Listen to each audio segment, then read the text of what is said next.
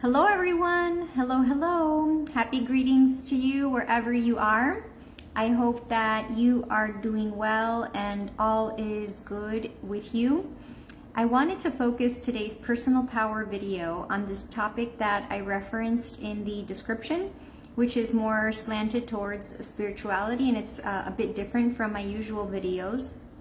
And it's a question I received today from a person that I encountered who approached me, and he really liked my energy and my vibe, and we had a profound conversation on spirituality.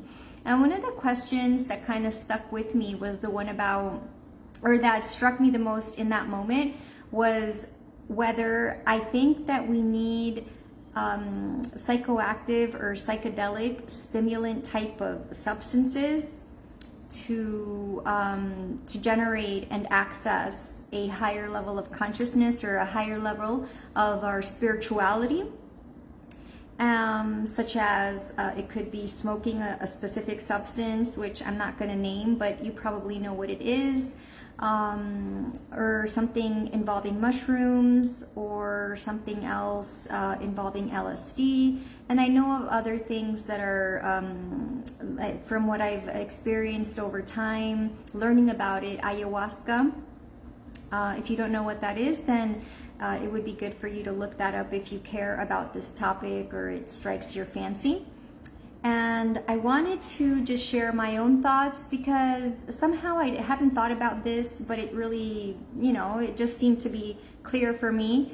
I have never taken such substances, and not ever for any reason, and certainly not to access a higher level of consciousness or spiritual attainment or evolution. I'm not a spiritual master of anyone. I'm not a guru, and I don't profess myself to have all the answers. And I actually think that no one has all the answers except the creator, which is whatever higher power you believe in. And I don't believe, my view on it is that no one needs these substances to access their higher levels of consciousness and connect more with God and have a higher level of openness and expansion, like having third eye access or seeing auras.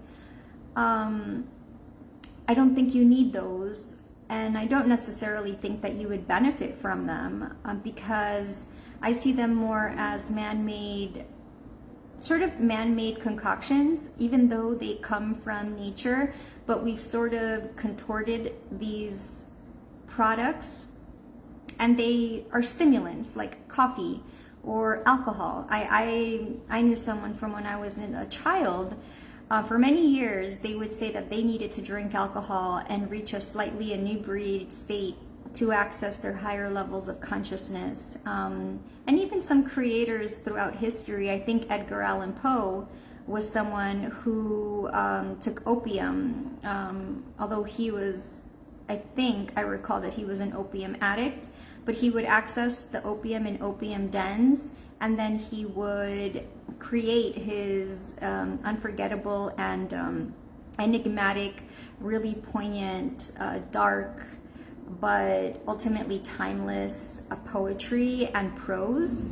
So that was his way of getting into the flow and into the vibe. And Bob Marley also, he smoked marijuana in order to kind of be in his zone. And I think that in a more modern version, I was gonna say Smoke Doggy Dogg.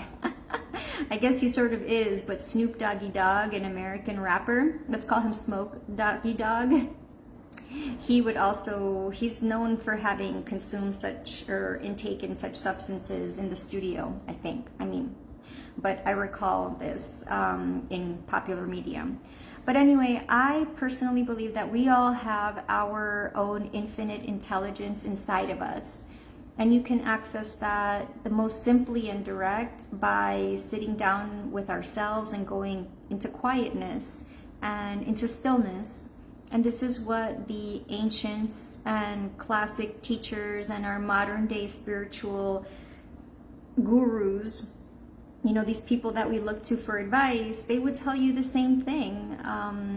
Eckhart Tolle would say stillness. That was his book's title, Stillness Speaks. The power of now. It means quieting the mind. This is the tradition of yoga. In the yogic path, this is what a lot of the Hindu sages have spoken about and repeated time and time again. Priests will, modern day priests or the imam, they will tell you, have your relationship with God. Go into the stillness of your soul and spirit, and you have to connect within yourself. And I think that is truly the difficulty for us humans in our human world, and especially nowadays, where we are so encumbered by physical things, including now the growth and sort of attachment to social media, to our digital technology, to phones. And it says it's ubiquitous. Everything now revolves around our phones. We go to the gym looking at our phones. We post a selfie from the gym, and I've been doing this too, because it feels good in the moment, and for whatever reason, you will do whatever you do with your social media. But we all have a variety of these vehicles and outlets of expression, and yet we feel disconnected from each other as well. We have millions of people living around us in these concrete buildings, and yet we feel lonely living in our apartment wherever we are. And it's tough nowadays because we're looking for answers, but we're so enmeshed and kind of like mired down by the trappings of human existence, the physicality of it all. And it's tough to find that spiritual solace and outlet unless you have the recognition and cognizance that it comes from inside of you, that only you have your own unique blend and understanding and relationship with your own spirituality and with your own divinity and whatever higher levels you associate with.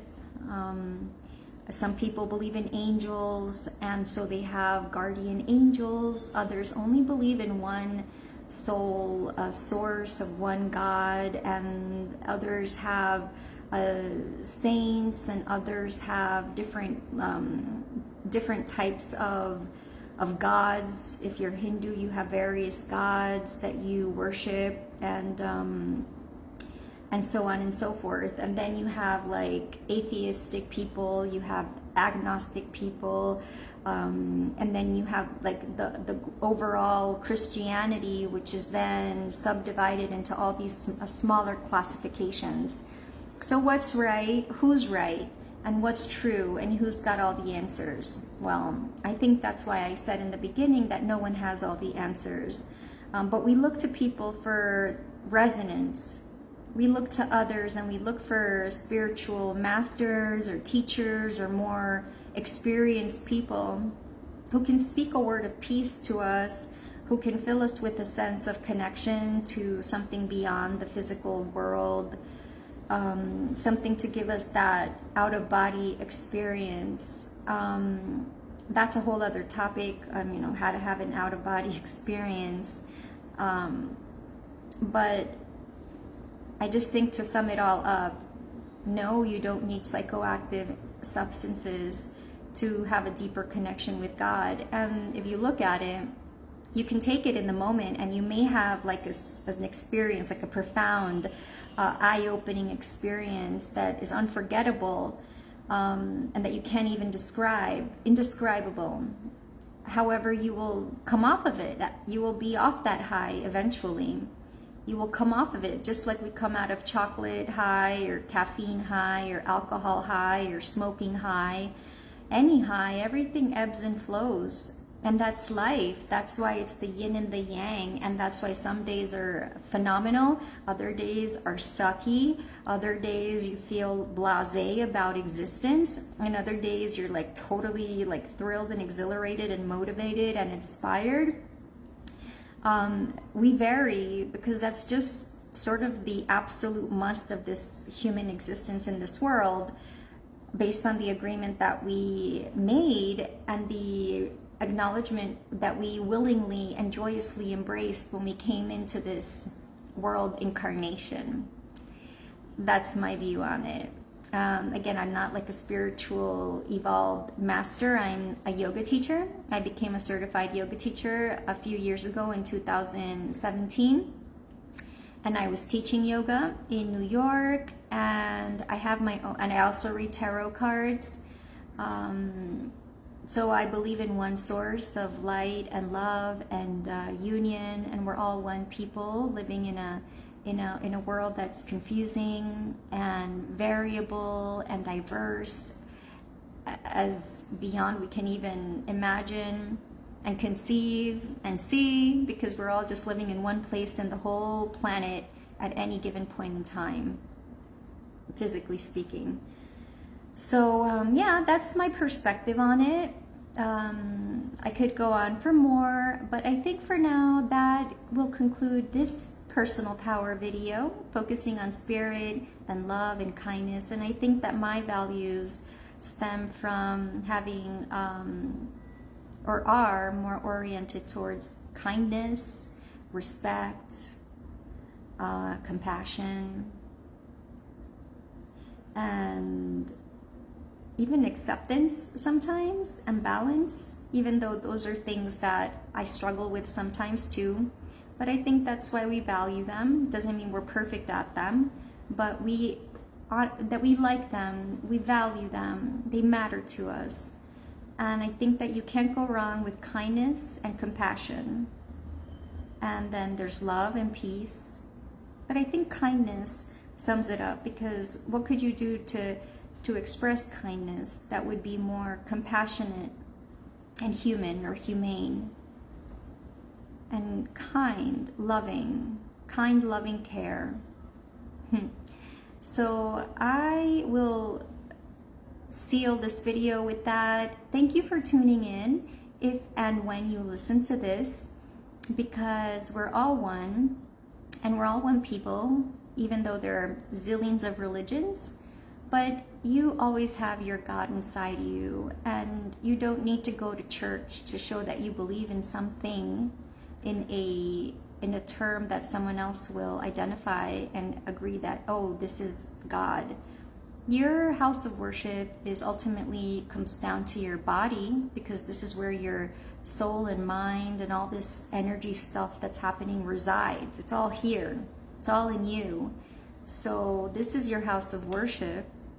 And you can pray with God with your intention and in your own stillness and in your own life.